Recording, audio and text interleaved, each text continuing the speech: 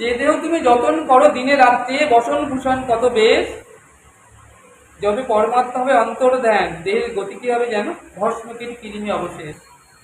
যে অন্ন রন্ধন করলে সকালবেলা রাত্রে পচে যায়, সেই অন্ন দ্বারা পুষ্ট তো এই শরীরটা, এই দেহটা, তাহলে এই দেহের গতি কি হবে? তাই বললেন যদি একটা পরশ পাথর পাওয়া যেত, তাহলে গুরুচরণদেব যদি পরশ পাথর পাওয়া যেত, তাহলে কিন্তু এই দেহটা সোনার দেহ হয়ে যেত। এই জগতে যত মহাজন আছে দেখো, সবার সোনার দেহ পেয়েছে কিভাবে? গুরু কৃপায়। অর্থাৎ আমার গুরু, তোমার গুরু, তার গুরু, তার গুরু, যত যত গুরু আছে, ধ্রুব, প্রহ্লাদ মহারাজ, অম্বরীশ, গজেন্দ্র, মিঠু মহারাজ আদি যত গুরু দেখছো, তাদের যে প্রেম দান, প্রাপ্ত প্রেম, সেটা গুরু কৃপায়। তাহলে এই যে প্রেমের যে মহাভাণ্ডারী রাধারানী, তাহলে সেই রাধারানী, আমার নিষ্ঠা রাধারানীতে দেখো, এক নাম এক সেবা, সেটাই কিন্তু আমাদের ভজন, অর্থাৎ কৃষ্ণ সেবা।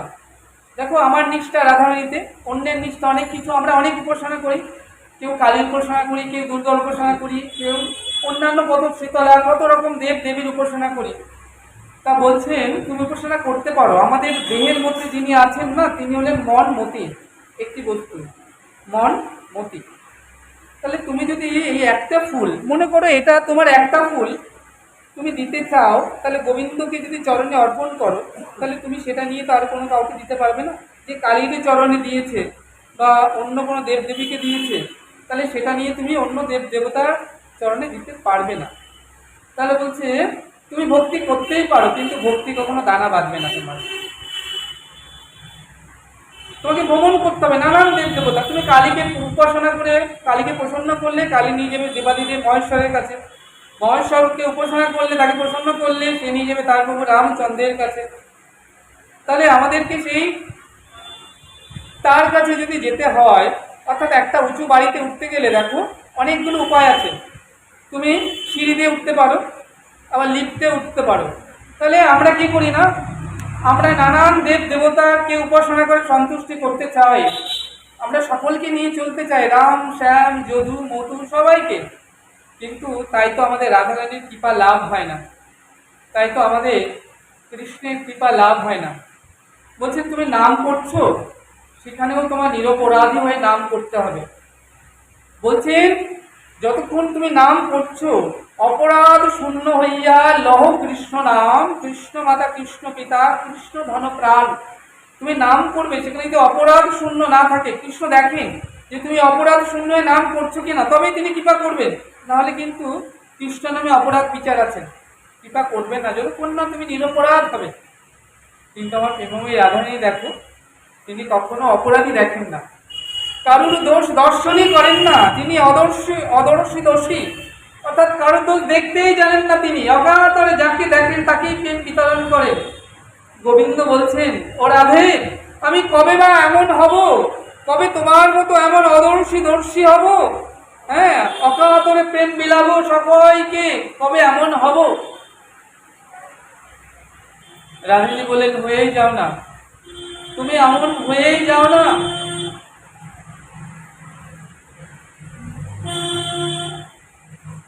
কৃষ্ণদাস জগতে প্রচুর আছে মা, প্রচুর কৃষ্ণদাস পাবে, সুলভ। কিন্তু আমাদের দেখো, আমরা এই সংসারে এসেছি, জীবের স্বরূপ জীব নিত্য কৃষ্ণদাস, আমরা জন্মেই কৃষ্ণদাস, এতে কোনো বাহাদুরি কিছু নেই, আমরা সকলে কৃষ্ণদাস। কিন্তু আমাদের ভজন কি? গোপী আনুগত্যের ভজন। তাহলে আমাদের হতে হবে গোপী চরণে সাধিকা মঞ্জুরি, অর্থাৎ মঞ্জুরি ভাবের ভজন করতে হবে আমাদেরকে।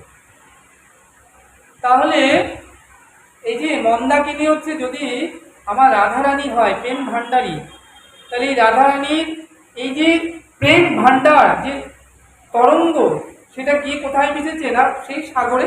তাহলে সেই প্রেম সাগর কি আমার রাধারানী। তাহলে এই জগতে যদি অজস্র নদী থাকে, সকল নদী কোথায় গিয়ে মিলবে? সাগরে গিয়ে মিলবে। তাহলে রাধারানীর সঙ্গে মিলন যে যদি করতে হয়, এটা যদি গোপী আনুগত্য বিনা ভজিলেও নাহি মেলে নন্দলালা, তাহলে তোমাকে গোপী আনুগত্য অর্থাৎ মঞ্জুরি ভাবের ভজন দিতে হবে। অর্থাৎ মঞ্জুরি, লবঙ্গ মঞ্জুরি, রতি মঞ্জুরি, অনঙ্গ মঞ্জুরি। তাহলে এই মঞ্জুরি যতক্ষণ না তুমি ভাব পাবে গুরুদেব থেকে, ততক্ষণ তোমার ভজন ত্বরান্বিত হবে না। তাহলে এই মঞ্জুরি ভাবে তরঙ্গে যদি তুমি একবার তোমার জীবন তৈরিকে ভাসিয়ে দিতে পারো, তাহলে নদীগুলো কোথায় গিয়েছে না সাগরে, সকল নদী তো গঙ্গা সাগরে গিয়ে মিশেছে। তাহলে তুমি কিন্তু এই রাধার প্রেম ভান্ডারকে অবশ্যই সেখানে গিয়ে ভান্ডারে ডুব দিয়ে প্রেম ধন লাভ করতে পারবে। আর প্রেম ধন লাভ করলে কি হবে না, গোবিন্দ চরণ প্রাপ্ত হতে পারবে। তাহলে আমাদের আসল উদ্দেশ্য কি, প্রেম ভক্তি লাভ। এই সংসারে যারা সাধন ভজন করে তারা গোবিন্দের কাছে কি চান, যে প্রভু তুমি আমাকে একটু প্রেম দাও। কারণ প্রেম হচ্ছে ভগবানকে বাঁধবার দড়ি। ভগবান বলছেন না, ঐশ্বর্য জ্ঞানকে সর্ব জগতে মিশ্রিত, ঐশ্বর্য শিথিল প্রেম নহে মোর পিত।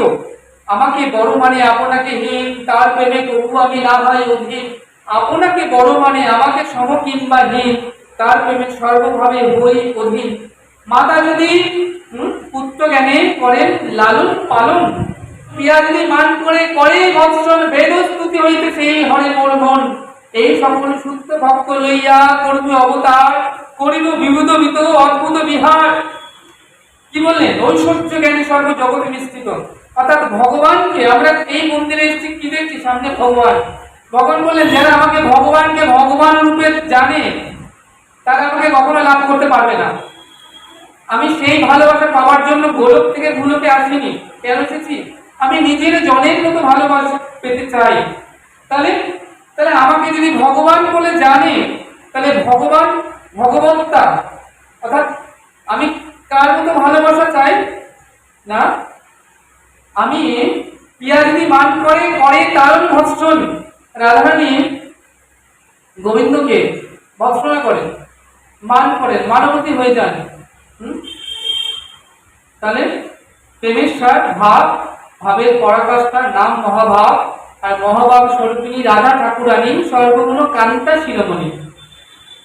তাহলে বলছেন আমাকে ভগবান রূপে যারা লাভ জানবেন তারা আমাকে কখনো লাভ করতে পারবেন না, আমাকে নিজের মতো কান্তা জ্ঞানী। তাহলে আমাদের আমরা কি বলি যে আমরা এই মন্দিরে এসেছি, কৃষ্ণ মন্দিরে এসেছি, দেখো সামনে ভগবান বিগ্রহ। ভগবান বললেন আশ্রয় করিয়া ভজে তারে কৃষ্ণ নাহি তাজে, বাকি সব মরে অকারণ। তাহলে বলছে তুমি সংসারের একজন মাতা, তাহলে তুমি তোমার পুত্রের সঙ্গে একটা সম্বন্ধ করেছো, তুমি মা সে পুত্র, তাহলে বাৎসল্য প্রেম। তাহলে তুমি তোমার স্বামীর সঙ্গে কি প্রেম, মধুর প্রেম। তাহলে তুমি যদি তোমার কোনো বান্ধবী থাকে সখ্য প্রেম। আর তোমার যদি কাজের কোনো কেউ থাকে, কাজ যিনি করেন কাজের বাই, তাকে যদি তুমি বলো দাসী, তাহলে দাস্য প্রেম। তাহলে এই যে বৃন্দাবনের প্রেম, তাহলে কি হবে না, তোমাকে একটা কিছু আশ্রয় করতে হবে। একটা নারী যখন তিনি তার এক পাশে তার সন্তান, একদিকে তার স্বামী, একদিকে তার বান্ধবী, একদিকে তার কাজের দাসী, সবাই যখন থাকে, তাহলে তাকে তখন তার সঙ্গে কিভাবে তাকে ব্যবহার করতে হবে তাকে তো কেউ বলে দেয় না। তিনি নিজেই জানেন যে আমার স্বামীর সঙ্গে মধুর প্রেম, আমার সন্তানের সঙ্গে বাৎসল্য প্রেম, আমার বন্ধুর সঙ্গে বন্ধুর প্রেম, সখ্য প্রেম, আর দাসী যে কাজে তার সঙ্গে দাস্য প্রেম। এই যে আশ্রয় করলে, তাহলে তুমি ভগবানের সঙ্গে কি আশ্রয় করেছো? তাই বলেন আশ্রয় করিয়া ভজে তারে কৃষ্ণ নাহি তাজে, বাকি সব পরে অকরণ। তাহলে ভগবানের সঙ্গে আমাদের একটা আশ্রয় করতে হবে, সেটি তোমার পুত্র লালা। তাহলে তুমি তোমার পুত্রকে ভালো মন্দ খেতে দাও, ভালো রাখো, ভালো তুমি পোশাক পরাও, বেড়াতে নিয়ে যাও, ঘুরতে নিয়ে যাও, তাহলে তার সঙ্গে কি আশ্রয় করেছো? যতক্ষণ না আশ্রয় করবে ভজনটা ত্বরান্বিত হবে না, সহজ হবে না, কঠিন হয়ে দাঁড়াবে। তাহলে একটা কিছু আশ্রয় করো। যদি সন্তান হয়, সন্তানের জন্য ভালো মন্দ দিচ্ছ, ভালো পোশাক পরাচ্ছ, ভালো তাকে বেড়াচ্ছ, আর তার জন্য কি নকুলদানা বাতাসা হবে না? একটা ভালো মিষ্টি এনে দাও, একটা ভালো ফুলের মালা এনে দাও, একটা ভালো কিছু দাও, সন্তানের জন্য একটা ভালো পোশাক কিনেছো, গোবিন্দের জন্য একটা পোশাক এনে দাও, কারণ সে তোমার লালা, সে তোমার সন্তান। যদি বলো বন্ধু, তাহলে বন্ধুর মতো তাকে মেশো। যদি বলো না আমি প্রিয়া তুমি প্রিয়, তাহলে তার মতো মেশো। এই হচ্ছে আশ্রয়। এই আশ্রয় যতক্ষণ না তুমি করবে, ভজন ত্বরান্বিত কিছুতেই হবে না। তাই আজকে ওই ভাব মহাপ্রভু যখন সপ্ত কি বললেন, সম্প্রদায় নিয়ে যখন মহাপ্রভু রথে যখন চলেছেন, রথে রথে মহাপ্রভু নৃত্য করছেন, তাহলে সপ্ত সম্প্রদায়, তাহলে মহাপ্রভুর ডান দিকে একটা সম্প্রদায়, বাদিকে একটা সম্প্রদায়, পিছনে একটা সম্প্রদায়, তিনটে, সামনে চারটে সম্প্রদায়। তাহলে যখন মহাপ্রভু নৃত্য করছেন, সকল সম্প্রদায় বললেন প্রভু তুমি আমাদের দলে এসো। এখন বৃন্দাবনে যখন নৃত্য করেছিলেন রাস রজনীতে, যত গোপী তত কৃষ্ণ, তাহলে এক কৃষ্ণ বহু হয়ে গিয়েছিলেন। তেমনি মহাপ্রভু আজকে কি করলেন না, এক গৌর বহু হয়ে গেলেন। সকল সম্প্রদায়ের মধ্যে গৌর আমার গিয়ে নৃত্য করছেন, সবাই দেখছে আমাদের মাঝখানে গৌর সুন্দর নৃত্য করছেন। আর রথে এগিয়ে চলেছে, নৃত্য করতে করতে যখন নাকি ফিরে তাকালেন ওই রথের দিকে, অমনি কি দেখলেন, মহাপ্রভু বলছেন ওই তো প্রাণনাথ পাইনু যাহা লাগি মদন ঝরি গেনু, কাহারে কইব কথা কে বুঝবে মোর দুঃখ, বোধের ব্রজেন্দ্র নারায়ণ মেনে পাঠে মোর বুক। ওই তো প্রাণনাথ পাইনু, সেই দেখা উপরে রথে, আর এই দেখা। তাহলে কত দিন বাদে আবার দেখা হলো। তাহলে আমার গৌর সুন্দর নিজেকে কি ভাবছে, গৌর কিশোরী, এটা রাধারানী, আর রথের উপর জগন্নাথ। তাই আজকে গৌর সুন্দর বলছেন কি ভাবিয়া মনে দাঁড়ালে ওখানে, কি ভাবিয়া মনে দাঁড়ালে ওখানে, অর্থাৎ রথের পরে কি মনে করে দাঁড়িয়ে আছো, এসো এসো প্রভু আমার নিকুঞ্জ কারণে, অর্থাৎ আমার নিকুঞ্জ হৃদয় মন্দিরে এসো, নেমে এসো। জগন্নাথ তো নেমে আসতে পারছেন না, একটা পা ভাবে ভাবে কথা হচ্ছে, ভাবে ভাবে জগন্নাথ গৌরহরিকে বলছেন, ভাবে গৌরহরি ভাবে ভাবে কথা বলছেন। গৌরহরি বলছে যে আমি কেমন করে বোঝাবো যে আমি আসতে পারছি না। গৌর সুন্দর অর্থাৎ রাধারানী রায় কিশোরী বলছেন কেন আসতে পারছো না তুমি, তুমি তো কৃষ্ণ ভ্রমর, তা তোমার তো ছয়খানা পা, তা তুমি 6টা পা থাকা সত্ত্বেও কেন আমার কাছে ছুটে আসতে পারছো না। বলছেন কি করে বোঝাবো, আমার 6টা পা ছিল, কিন্তু একটা পা আমার কে নিয়েছে, শিব, শম্ভু, রমা, ইন্দ্র, অর্চিত, গণেশ, এরা আমার 5 জনে 5টা চরণ নিয়ে গিয়েছে, আমি এখন এক পায়ে দাঁড়িয়ে আছি, আমি কেমন করে আসবো তোমার কাছে, তাই তো আমি আসতে পারছি না।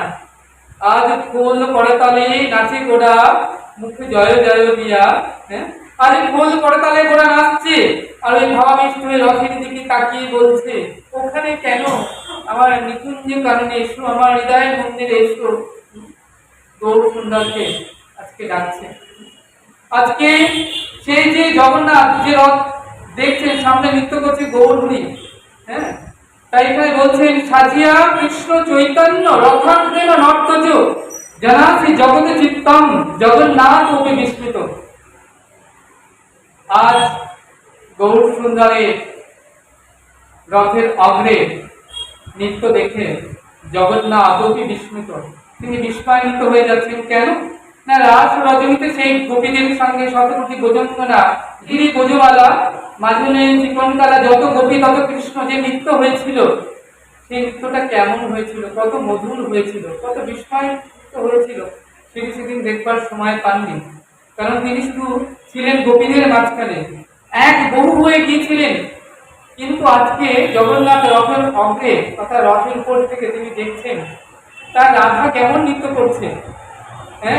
তাহলে গৌর জগন্নাথ দেখছেন কি কৃষ্ণ নৃত্য করছেন, আবার দেখছেন রাধারানী নৃত্য করছেন, আবার দেখছেন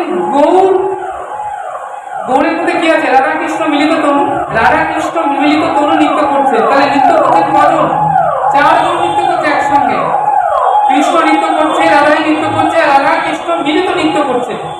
তাহলে আজকে জগন্নাথ এই নৃত্য দেখে আজকে তিনি অতি বিস্মিত, জগন্নাথ অতি বিস্মিত।